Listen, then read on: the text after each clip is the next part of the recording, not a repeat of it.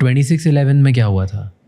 तो फिर जब आप पहुँचे उधर, तो एक तो बिना ऑर्डर्स के आप लोग गए। हाँ, आपने ऑपरेट करना अपने मन से स्टार्ट कर दिया। हाँ, कि हमें करना ही है ना, हमारे ब्लाइंड है, एकदम ब्लाइंड है हम तो, बिल्कुल सब कुछ नहीं है। हमने पूछा वहाँ पे, भाई ब्लूप्रिंट कुछ तो होगा, मैपिंग कुछ तो हो, ब्लूप्रिंट होगा, रूम है कैसा रूम है, दरवाजा किधर से है, कुछ नहीं पता था। कुछ नहीं पता हमको। तो आप लोग कैसे कोई होटल का मैप, ब्लूप्रिंट, नथिंग। और ऑपरेट करना बहुत ज़रूरी था, क्योंकि हर सेकंड हर सेकंड एक डेड बॉडी गिर रही थी, एवरी सेकंड एक इंसान मर रहा था वहाँ पे। तो फिर कैसे ऑपरेट किया, क्या किया आपने? पहले हमारी टीम मूव कर रही थी, जितना भी पहले हमारा था कि होटल को खाली कराओ, टेररिस्ट को मारना हमारा सेकंड प्रायोरिटी बन गई। पहली प्रायोरिटी थी होटल को खाली करो, कहीं हॉस्टेज सिचुएशन ना बन जाए। हॉस्टेज सिचुएशन बन गई तो फिर हमारी हाथ से ना बाजी जल्दी निकल जाएगी। और हॉस्टेज सिचुएशन नहीं बनी तो दुनिया की कोई ताकत नहीं है जो हमें बीट कर पाए, क्योंकि लोग फंसा के उन्होंने ब्लैकमेलिंग स्टार्ट कर दी। तो फिर हम ज़्यादा लोग फंस गए तो 2-4 की तो हम देख लेंगे, लेकिन ज़्यादा लोगों को अगर उन्होंने हॉस्टेज बना लिया तो वो गड़बड़ हो जाएगी। तो ये मौका उनको मिला। एक हमारे पत्रकार महोदय हैं, उन्होंने लाइव एक MP से बात की जो साउथ के हैं, साउथ के MP हैं, उनसे उन्होंने फ़ोन पे टेलीफोनिकली बात की। तो उन्होंने बताया कि 100 से ज़्यादा लोग हम यहाँ पे चैम्बर हॉल में फंसे हुए, लोकेशन भी बताई। उसी समय फिर हमें इंफॉर्मेशन मिली कि ऐसे 100 से ज़्यादा लोग फंसे हुए हैं और उनको निकाल के लाना है। तो जो हमारी टीम गठित हुई, इसमें सबसे फिर आगे फिर मैं बना पॉइंट मैन। तो मेरे आगे वो सिक्योरिटी मैनेजर सुनील कुडियादी, बड़ा डेयरिंग बंदा है सच में, आई अप्रिशिएट हिज ब्रेवरी। तो फिर हम सीढ़ियों से होते हुए गए। फिर फर्स्ट फ्लोर पे कुछ इनके ऑफिस थे, उसमें कुछ लोग फंसे हुए थे, वहाँ से निकाला। फिर हम सेकंड फ्लोर पे पहुँचे। तो जब सेकंड फ्लोर पे पहुँचे हैं तब हमें थोड़ी सी सिचुएशन क्रिटिकल लगी। दरवाज़ा बंद था, हाफ शीशे का और हाफ लकड़ी का था। उसमें से कुछ अफ्रीकन और अमेरिकन कुछ थे, अफ्रीकन ही थे मैक्सिमम। तो उधर से आ रहे थे, तो मैंने दरवाज़ा नॉक किया। तो वहाँ की दरवाज़ा खोलो, हम आपको रेस्क्यू करने के लिए, आई कार्ड दिखाया प्रॉपर है जिससे। तो उनसे वो दरवाज़ा खुला नहीं, वो ऊपर से लॉक कर दिया था वो दरवाज़ा उन्होंने, जो ताज वाले थे। लेकिन टेररिस्ट के लिए क्या था, शीशा ही तो था, गोली मार के टूट जाता।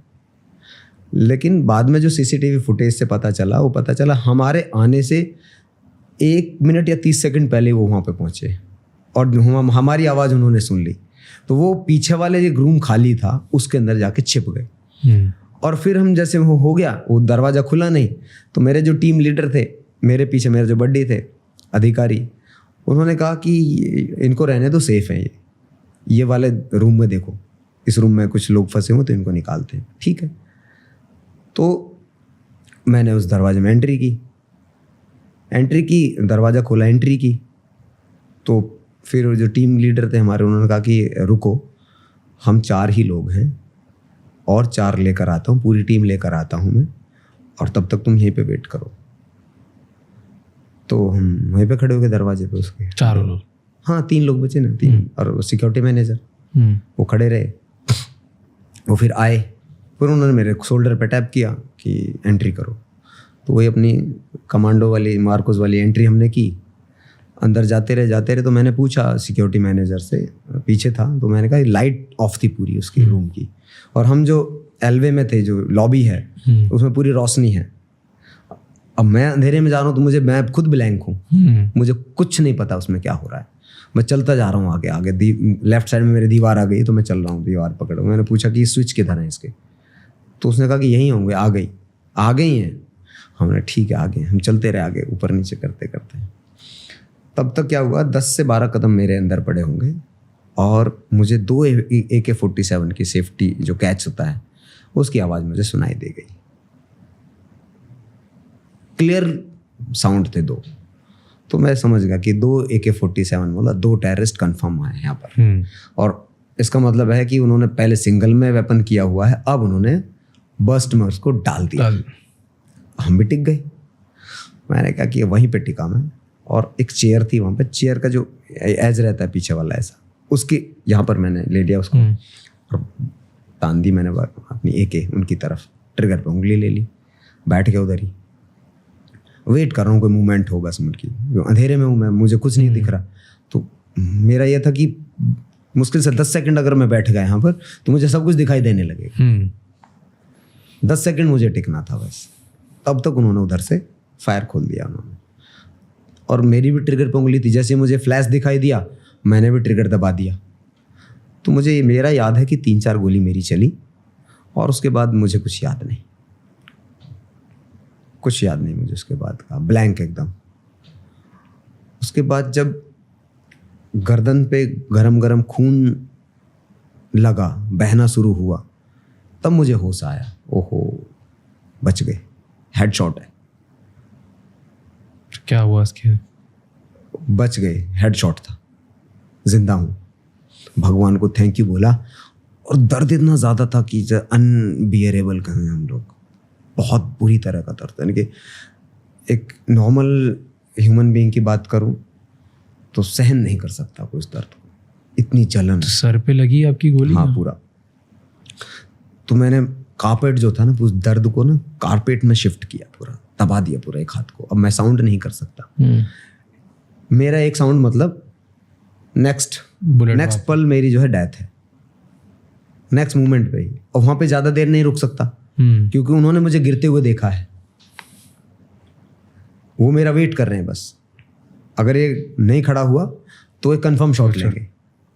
कंफर्म शॉट कहाँ पे आएगा? या तो हेड आएगा या चेस्ट आएगी।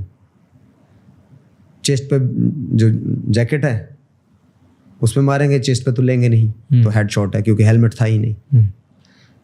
हेलमेट नहीं था, बुलेट प्रूफ जो पहनी थी वो AK-47 की गोली रोक नहीं सकती थी, कम्युनिकेशन सेट नहीं था, वेपन एप्रोप्रिएट नहीं था, AK की ज़रूरत नहीं थी लेकिन AK थी उस दिन।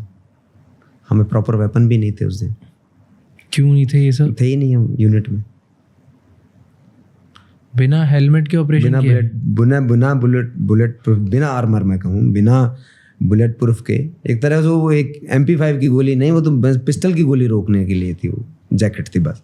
हेलमेट नहीं था, कम्युनिकेशन सेट नहीं था। अगर मैं अपनी टीम से बिछड़ जाऊं तो कम्युनिकेट नहीं कर पाता, कुछ नहीं था। और उसकी अपने देश को बचाने के लिए ऐसी कंडीशन में हम लोग गए थे जब कुछ भी नहीं था हमारे पास।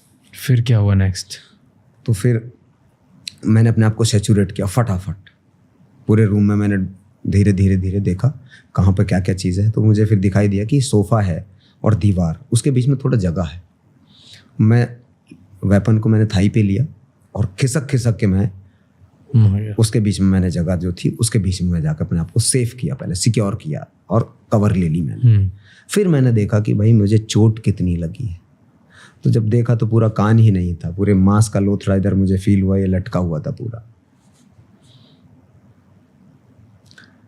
हाथ खून में हो गया पूरा। तो मैंने कहा कि जिंदा है, बहुत बड़ी बात है, लड़ाई अब चालू होगी क्योंकि मैं बच चुका हूँ। फिर मैंने ओपन फायर करना शुरू कर दिया, दोबारा मैंने फायर ओपन किया। धीरे धीरे मैं काफ़ी देर हो गई, तो मुझे लगा कि ना तो मेरी टीम मुझे कांटेक्ट कर रही, कुछ है ही नहीं मेरे पास। अच्छा, कोई भी नहीं था पीछे आपके? टीम, मेरा बड्डी भाग चुका था मुझे अकेला छोड़कर। जब मैंने देखा, जब मैं लेटा हुआ हूँ, तो मैंने सबसे पहले अपने बड्डी को ढूंढा ना, तो बड्डी तो है ही नहीं वहाँ। और क्यों भाग गया था वो? अपनी जान बचानी थी। जान बड़ी कीमती होती है हमारे जैसे लोगों के लिए नहीं है, हम तो अपनी बात करते हैं, लेकिन किसी किसी के लिए जान बड़ी कीमती होती है। बट वो तो मार्को सोल्जर थे, लेकिन नहीं दिखा पाए वो ब्रेवरी, नहीं कर पाए, उसका सामना नहीं कर पाए। कोई बात नहीं, we can't blame somebody else. फिर next we choose the things ना। तो उसके बाद फिर मैंने कुछ हो ही नहीं रहा था। मैं फायरिंग सिंगल शॉट ले रहा हूँ तो उधर से पूरा बर्स्ट में पूरा फायरिंग हो रही है मेरे ऊपर। तो फिर मैं अलग अलग लोकेशन मतलब चेंज कर दे रहा था, थोड़ा कभी थोड़ा आगे करके तरफ, फिर ऊपर करके, इस तरह से थोड़ा मॉडिफाइड कर रहा था फायर को मैं, क्योंकि एक जगह से फायर करूंगा तो उनको ये कंफर्म हो जाएगा कि यहीं से है। तो आप अलग अलग जगह से करोगे, जैसे एक साइड थोड़ा सा आगे करके अपने दबा दिया, एक ट्रिगर तो दबाना, आपको इंगेज करना है, यू कांट किल देम। तो फिर मैंने सोचा कि अब तो काफ़ी देर हो गई, तो टीम तो आने वाली है नहीं, सो जो भी निर्णय है वो तुम्हें लेने हैं। तो फिर मैंने एक निर्णय आखिरी जो था मेरा, वो मैंने लिया कि अब बचना तो यहाँ से संभव नहीं है, टीम हमारी आएगी नहीं और कम्युनिकेशन मेरे पास है नहीं, और मैं ज़्यादा देर तक सर्वाइव कर नहीं सकता क्योंकि ब्लीडिंग मेरी कंटिन्यू चल रही है। तो फिर मैंने अपना ग्रेनेड निकाला। 10 मीटर से 12 मीटर की डिस्टेंस हमारे बीच में थी पूरी, इससे ज़्यादा था नहीं। तो फिर मैंने ग्रेनेड निकाला और ग्रेनेड की पिन निकाल कर मैंने ग्रेनेड उनकी तरफ लॉब किया। जब लॉब किया तो मुझे ग्रेनेड के 2 साउंड मुझे सुनाई दिए, कन्फर्म 2 साउंड थे। तो मैं समझ गया कि बिल्कुल एग्जैक्ट उसी लोकेशन पे ग्रेनेड गिरा है जिस लोकेशन पर मैंने ग्रेनेड फेंका, उनके बीचों बीच गिरा है। अब मज़ा आएगा, मैं भी मरूंगा और वो भी मरेंगे। मेरा भी बचना संभव नहीं था उस जगह पर, लेकिन फिर भी एक होती है कोशिश अपनी कि भाई देख लेते हैं जो भी। तो मैंने अपने सर के ऊपर पूरे हाथों को पूरा ऐसे टिकाया कि अब नेक्स्ट मोमेंट में ब्लास्ट होने वाला। तो मैंने गिनती गिनी 10 तक मन में। ग्रेनेड ब्लास्ट नहीं हुआ। वो नहीं हुआ। अगर वो ग्रेनेड ब्लास्ट हो जाता तो एनएसजी का रोल ही खत्म था वहां पर। 4 आतंकवादी मेरे हाथों मारे जाते। मैं बचता नहीं बचता मुझे नहीं पता, लेकिन आतंकवादी तो मारे जाते सारे। ऑपरेशन तभी के अर्ली मॉर्निंग उस दिन खत्म हो चुका होता। फिर मैंने सिंगल शॉट में फिर फायरिंग शुरू की। तब तक मेरी टीम ने सोचा कि तेवतिया तो अंदर शहीद हो गया है, वो तो बचा है नहीं क्योंकि काफ़ी देर हो गई है। तो उन्होंने क्या किया कि अंदर टीयर गैस ठोक दी। टीयर गैस का ग्रेनेड अंदर डाल दिया हमारी टीम ने। और वो टीयर गैस का जो ग्रेनेड था वो मेरे पास ही आके एक्सप्लोड हुआ। मैं ही पास में, उधर से सीधा फेंक दिया उन्होंने अंदर, तो सीधे अंदर और थोड़ा सा दूर मैं ही हूँ, तो मेरे पास ही आया। दूर ही सही लेकिन है तो मेरे पास ही। जैसे एक्सप्लोड हुआ तो ऑक्सीजन कट ऑफ होनी शुरू हो गई वहां से। मैं खांसा, जैसे ही मैं आंखों से पूरे पानी जाने लगे, खांसी आई तो उन्होंने बस्ट में मारा। तो मैंने सोचा कि अब जिंदगी खत्म हो चुकी है यहाँ पर, अब बचना तो संभव है ही नहीं बिल्कुल भी। मैं कहूँ ईश्वर भी आ जाए तो वो भी ना बचा पाए अब। तो हमने कहा कि ठीक है, हमने ईश्वर को याद किया कि चलो भाई आ ही रहे हैं अब तो, हम तो कुछ बचा नहीं अब तो फिर मैंने हिप पे अपने वेपन लिया, एक को हिप पे लिया और पूरे एरिया को स्विप किया मैंने बस्ट में डालकर। उसमें एक टेररिस्ट मारा गया, एक टेररिस्ट को गोली लगी और मैं जैसे खड़े होकर मैं फायरिंग कर रहा हूँ और दरवाजे की तरफ मुड़ के जा रहा हूँ, जब फायरिंग कर रहा हूँ तब मुझे 4 शॉट और लगे। मुझे एक मैगजीन में घुसा जो कि बुलेट प्रूफ जो थी जैकेट, उसको पूरा फाड़ दिया था, इतना मोटा होल कर दिया, बस 1 mm बची अंदर घुसने से। एक रिकॉजिट होकर हर्ट पे लगी और एक कॉलर के पास, कॉलर को फाड़ते हुए, कॉलर था जो जैकेट का, कॉलर को फाड़ते हुए निकली। और एक गोली जो थी, ये बुलेट प्रूफ जैकेट थी, उसके एज पर जो कॉर्नर होता है, एज को फाड़ते हुए चेस्ट के अंदर निकल गई पूरा। तो छाती के आर पार गोली निकल गई है पूरी। तो उसमें पूरा लंग्स जो था पूरा बाहर निकाल दिया गोली ने। और पता चल चुका था मुझे कि गया। बॉडी थोड़ा मोशन में थी, ऐसा लगा जैसे पता नहीं किसने छाती में ना, ऐसा जैसे किसने कुछ ठोक दिया हो। सांस नहीं आया उसके बाद। फिर मुझे मुश्किल हो गया था सब कुछ, पता चल गया तो गया। तो मैंने आपको पहले ही बोला कि सब हम ईश्वर को हमने याद कर लिया था कि आ रहे हैं, अब ये पता नहीं मरेंगे कैसे। गोली लगना तो 100% श्योर है, अब ये कंफर्म नहीं है कि मरेंगे कैसे। मरना तो है आज के बाद जीवन नहीं है। तो दरवाजे तक मैं पहुंचा, दरवाजे के बाहर मेरी टीम थी तो उन्होंने मुझे बाहर की तरफ खींच दिया। फिर जब ताज के बाहर मुझे निकाल रहे थे, लॉबी से गेट के बाहर निकाला, तो मेरे फेस पे ना कैमरे की लाइट्स लगनी शुरू हुई। मुझे फिर होश आया तो मैंने अपने वेपन को उठाने की कोशिश की, जिस मेरा राइट हैंड में वेपन था, तो वेपन को उठाने की कोशिश की, हाथ ही नहीं उठा। आंखें खोलने की कोशिश कर रहा हूँ, आंख नहीं खोल पा रहा हूँ। ब्रीथ लेने की कोशिश कर रहा हूँ, ब्रीथ नहीं आ रही है। और कुछ कहने की कोशिश कर रहा हूँ, मुंह नहीं खोल पा रहा हूँ। तब तक उन्होंने मुझे एम्बुलेंस में डाला। एम्बुलेंस में डाला तो एक हमारे कमांडो साथी थे, यादव जी, तो उनकी आवाज़ मुझे सुनाई दे रही थी। एक ही आवाज़ थी उनकी, कीप ब्रीदिंग, डीप ब्रीदिंग। सांस लेते रहो, डीप ब्रीथ करो, डीप ब्रीथ करो। अब मन तो ऐसा कर रहा था कि क्या बोलूं, सांस ही नहीं आ रहा, खींच रहा हूं, सांस निकल जा रहा है, वापस नहीं आ रहा। आपकी बॉडी रिलैक्स कब होती है? जब सांस वापस जाता है। सांस वापस ही नहीं आ रहा, खींच रहा हूं बस मैं, वन गो हो रहा है, सांस ही नहीं आ रहा। अश्वनी लेकर गए, अश्वनी जाकर हॉस्पिटल में, फिर उन्होंने वहाँ पे जो अटेंडेंट थे उन्होंने फिर पूछना शुरू किया। सब सुनाई दे रहा था, सब मुझे सुनाई दे रहा था। दर्द एक इतनी पीड़ा थी, क्या पूछिए मत। उस पीड़ा से गुजर रहा था, ना बोल पा रहा हूँ, ना कुछ कह पा रहा हूँ, कुछ नहीं कर पा रहा हूँ, बस मैं उस दर्द को झेल रहा हूँ। और इतना ऐसा लगा छाती में ना पूरा कि गए, अब इतना दर्द था उसमें। तो उसने पूछा कि नाम क्या है, नाम क्या है। वो एश्योर करना चाहते कि जिंदा है कि मर गया, क्या है इसमें। तो तब मैंने बोला कि मैं तेवतिया हूँ, तेवतिया, जोर से मैंने बोला।